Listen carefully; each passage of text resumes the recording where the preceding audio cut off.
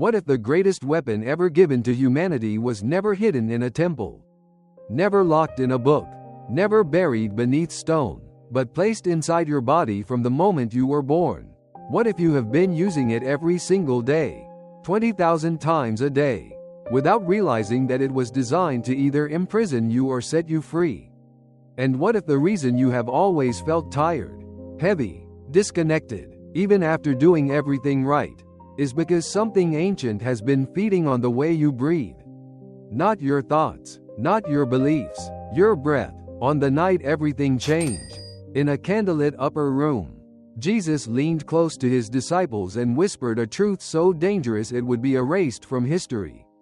He said, "You have been breathing like slaves. Tonight, I will show you how to breathe like the free." That moment never made it into the Bible you were given.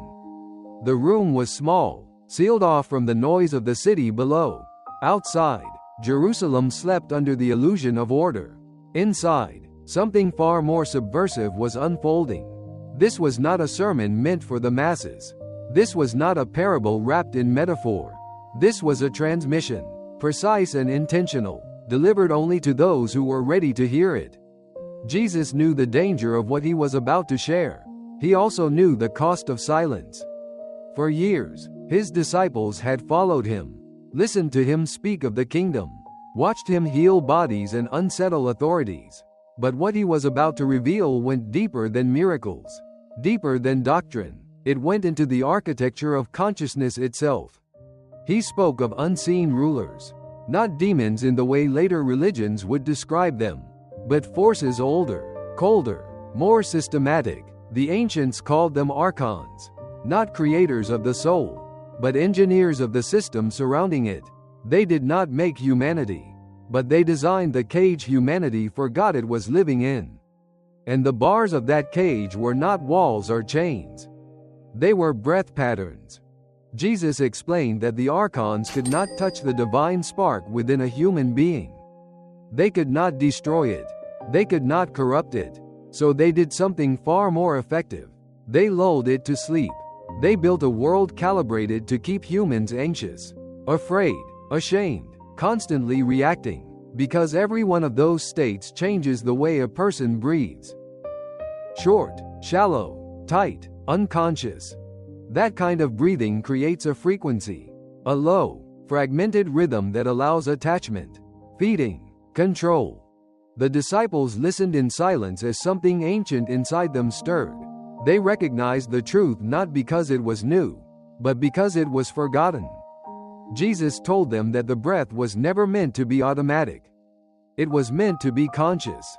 Each inhale was designed as a choice, a declaration, a moment where the soul could either remember itself or sink deeper into forgetting. He told them that the rulers of this world had spent centuries training humanity to breathe without awareness, to breathe in fear, to breathe in shame, to breathe in survival, because an unconscious human is manageable. A conscious one is not. That night, he gave them what he called the breath code. 7 inhales, not random, not symbolic, 7 precise movements of awareness that, when done in sequence, changed the frequency of the entire energy field. The early mystics would later say that each breath severed an attachment point. Each inhale reclaimed a piece of sovereignty. But Jesus also warned them. This was not a technique to be memorized and repeated mechanically. It was not a ritual. It was a technology that only worked when consciousness was present. Without awareness, it did nothing. With awareness, it dismantled everything. He told them that one day, these teachings would be buried, twisted, labeled heresy, because a human who masters their breath cannot be controlled, cannot be drained, cannot be recycled endlessly through fear and forgetting. And history proved him right. The early communities that preserved this knowledge did not last long. The Gnostics in Egypt, the Essenes in the desert, the Cathars in southern France, groups that emphasized inner knowing over external authority, direct experience over blind belief, breath, awareness, and remembrance over obedience. They were hunted, burned, erased. Their texts were destroyed, except for a few that survived by accident. hidden in jars, buried in caves, forgotten until 1945, when a farmer near Nag Hammadi uncovered documents that would shake the foundations of religious history. Among them were references to sacred breath practices, not prayers, not worship, frequencies. By then, the damage had been done. Humanity had been trained to lie from the neck up, to worship externally, to fear internally, to breathe unconsciously. And yet, despite centuries of suppression, something could not be fully extinguished. The body remembered, the nervous system remembered, the soul remembered. That is why, even now, so many people feel like something is wrong with this world but cannot explain why. Why they wake up exhausted even after sleeping for hours. Why anxiety feels baked into the air itself. Why they feel watched, drained, pressed upon by something invisible. You are not imagining it. The system you were born into is not neutral. It is calibrated, designed to keep you oscillating between stress and distraction, between fear and desire, because those states keep your breath in survival mode, and survival mode is the doorway. Jesus taught that the archons do not attack, they attach, and they can only attach when the frequency allows it. He asked his disciples to place their hands over their chests and simply notice their breath. Not to change it, just to observe it. Most of them realized, for the first time, how shallow it was, how rushed, how constrained, as if something was constantly pressing down from the inside. That pressure, he told them, was not random. It was the result of a lifetime of unconscious breathing. He explained that the archons attach at specific points of vulnerability, places where humans are conditioned to feel fear, shame, powerlessness, unworthiness, silence, confusion, and separation. 7 core fractures in the human experience. 7 entry points. And that was why the code had 7 inhales. Not because of mysticism, because of precision. The first breath addressed the fear of annihilation. The second, shame. The third, distorted power. The fourth, conditional love. The fifth, suppressed expression. The sixth, clouded perception. The seventh, the deepest wound of all, the forgetting of source. But before he demonstrated the sequence, Jesus made one thing clear. This knowledge was not for everyone. Not because it was elitist, but because it was destabilizing. A person who remembers who they are no longer fits neatly into the control structures of the world. They stop seeking permission. They stop outsourcing authority. They stop breathing like slaves.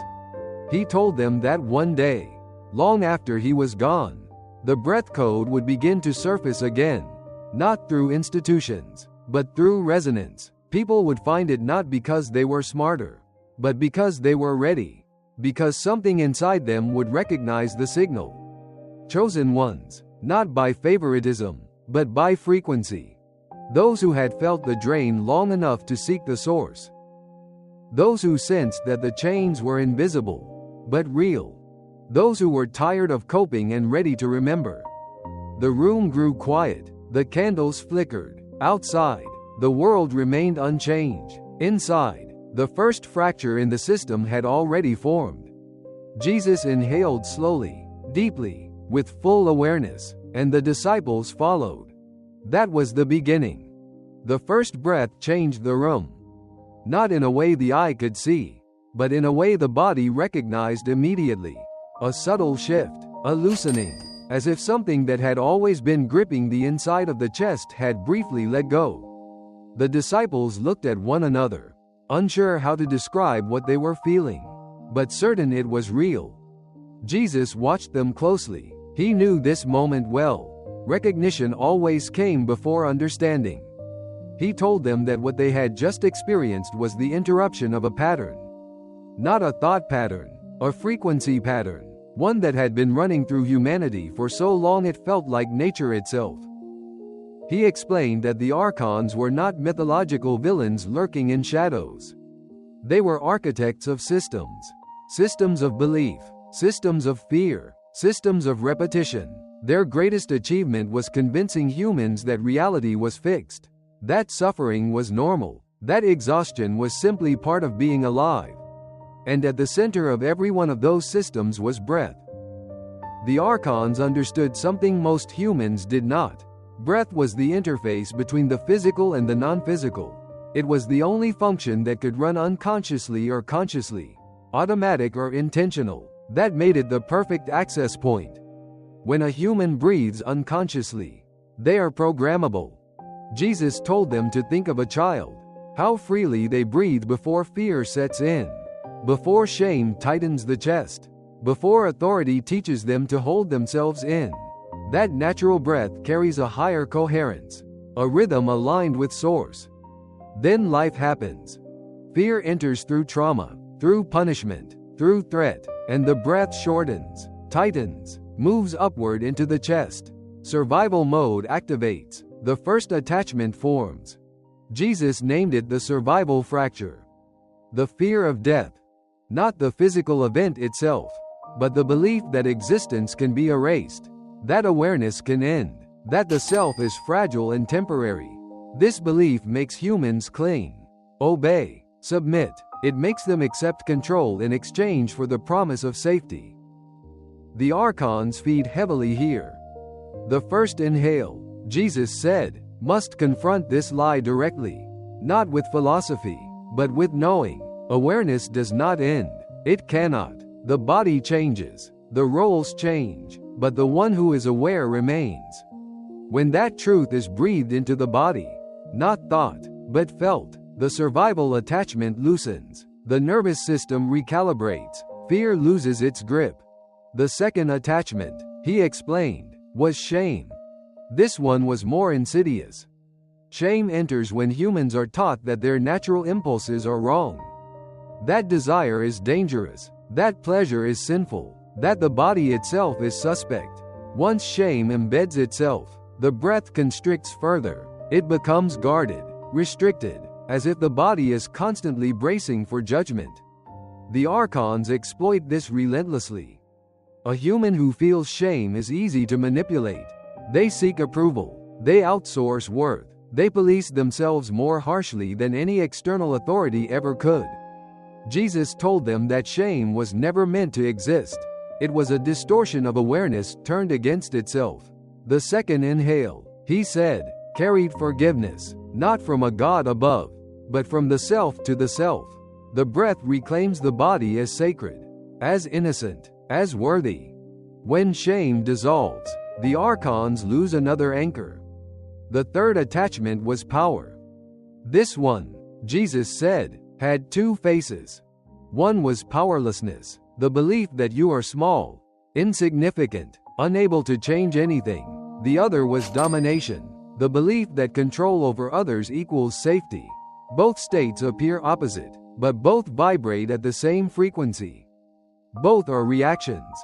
Both keep the breath tight and aggressive or collapsed and weak. The archons do not care which side a human chooses, as long as they remain disconnected from true sovereignty. The third inhale restores that sovereignty, not authority over others, but authority over inner space, over attention, over response. The breath expands the chest and the spine. It tells the body, I am here, I am present, I choose. A sovereign human is unpredictable. That makes them dangerous to the system. The fourth attachment cut deeper than the others. Love, or more accurately, the distortion of love. Jesus spoke softly when he described this one. He knew how much pain lived here. Humans had been taught that love must be earned, that it could be withdrawn, that it depended on behavior, belief, obedience. This belief fractures the heart and collapses the breath inward, making it shallow and hesitant. The archons thrive in conditional love. A human who doubts their worth will accept almost any story that promises redemption. The fourth inhale restores recognition, not affirmation, recognition, the remembering that love is not something external to be obtained. It is the substance of awareness itself. The breath reconnects the heart to source. It reestablishes coherence. Many of the disciples felt tears rise when they took this breath. Jesus told them not to suppress it. The fifth attachment was expression. Silence enforced by fear. How many truths go unspoken because the breath locks in the throat? How many lives shrink because speaking feels dangerous? Judgment, rejection, exile. These fears constrict the airway and compress the chest. The archons rely on silence. A human who does not speak their truth vibrates low. Their breath becomes cautious, measured, restricted. The fifth inhale carries courage, not recklessness, presence, the willingness to be seen as one truly is. This breath opens the throat. It expands the upper chest. It dissolves the invisible hand that has been pressing down on the voice for years. The sixth attachment was perception. This one was subtle, but devastating. Jesus said the archons had mastered confusion. They flooded the world with conflicting narratives, authorities, interpretations. They taught humans to distrust their own intuition, to defer to consensus, to doubt direct experience. When perception is clouded, the breath becomes erratic, unsteady, searching. The sixth inhale restores clarity. It slows the breath, deepens it, anchors it in the body. It tells the nervous system that truth can be sensed, not just learned, that knowing arises from within. The disciples felt a stillness settle as they breathed this one. Then Jesus spoke of the seventh attachment. The root, the forgetting, the belief in separation. This was the master illusion, the one that made all others possible. Humans had been convinced they were cut off from source, alone, isolated in a hostile universe. This belief collapses the breath more than any other. It creates a constant background tension, a subtle panic beneath everything. The seventh inhale, Jesus said, was remembrance. The longest, the deepest, the most intentional. It reconnected the breath to the monad, to source, to the field of awareness that had never left. It was not about going somewhere else. It was about realizing you were never apart. When the disciples completed the seventh breath, the room felt different, quieter, wider, as if the walls had receded. Jesus looked at them and said that this sequence was not meant to be done once. It was meant to be lived, returned to, integrated, especially in moments of fear, stress, or confusion. He warned them that the system would resist this knowledge, that it would be ridiculed, buried, distorted, that many would hear about it and dismiss it because it challenged too much. But he also said this: those who were ready would find it. Not through authority, through resonance. They would feel the call in their bodies before they understood it with their minds. And when they breathed with awareness, something ancient would finally loosen its grip. The archons could not survive in a coherent field. They required fragmentation. And breath was the key. The candles burned low as the night deepened. None of the disciples spoke. They did not need to. Something had already shifted. They knew the world outside would not change immediately. But they also knew something inside never would be the same. The code had been passed. The centuries rolled on, just as Jesus said they would. Empires rose and fell. Scriptures were edited, translated, sanitized. What could not be bent was buried. What could not be buried was labeled dangerous. The breath code disappeared from public teaching. But it never vanished completely. It slipped underground, into bodies, into instincts, into moments of sudden clarity that people could not explain. Every generation produced a few who felt it. Men and women who sensed that something about life felt artificially heavy. Who felt tired in a way sleep could not fix. Who felt watched, managed, nudged toward fear and distraction. They searched in books, religions, philosophies, relationships. Some numbed themselves. Some prayed harder. Some blamed themselves. But a few began to notice their breath. Not because someone told them to, but because something inside them whispered that the answer was closer than they thought. Those were the ones Jesus had spoken of, not chosen by birth or belief, but by readiness, by resonance. And now, here you are. You did not find this story by accident. Stories like this do not travel through logic. They travel through recognition. If something in your chest tightened when you heard about unconscious breathing. If something in you softened when the 7 inhales were described. If your body reacted before your mind could argue. That is the signal. The same one the disciples felt in that upper room. This is not about believing in archons as a concept. It is about recognizing the effects. The constant low-grade anxiety. The shallow breathing that feels normal. The sense of being drained by a world that never seems to slow down. The system does not need you to believe in it. It only needs you to breathe unconsciously. That is why the final teaching Jesus gave them was simple and uncompromising. Do not wait. Do not turn this into information. Do not say you will try later. Because later is where the system regains its grip. He told them that the breath code works best when the nervous system is still open. When recognition is fresh, when awareness has not yet collapsed back into habit. That is why he insisted they practice immediately. That night, before sleep, before distraction returned. The same instruction applies now. Tonight, find a quiet space, sit or lie down in a way that allows your spine to be relaxed but alert. Place one hand over your chest or your belly, not to control the breath, but to feel it. Begin by noticing how you are breathing right now. Do not judge it. Just notice. Then begin the sequence. The first inhale is slow and deep, drawing the breath all the way down into the belly. As you inhale, allow the recognition that awareness cannot be destroyed. Let the fear of annihilation soften. Hold briefly, then release. The second inhale carries forgiveness. Forgiveness for your body, for your desires, for every moment you were taught to feel wrong for being human. Let the breath move gently and fully. Then release. The third inhale carries sovereignty, not dominance, presence, the knowing that you govern your inner world. Feel the chest expand, the spine lengthen. Release the lie of powerlessness. The fourth inhale carries recognition of love, not love as reward, but love as substance, as what you are made of. Let the breath move through the heart space. Let it soften what has been armored for years. The fifth inhale carries courage, the willingness to be seen, to speak, to exist without shrinking. Feel the throat open, the breath flow freely upward and outward. The sixth inhale carries clarity, the permission to trust your own perception, to see without needing consensus. Let the breath steady and deepen. Let the fog lift.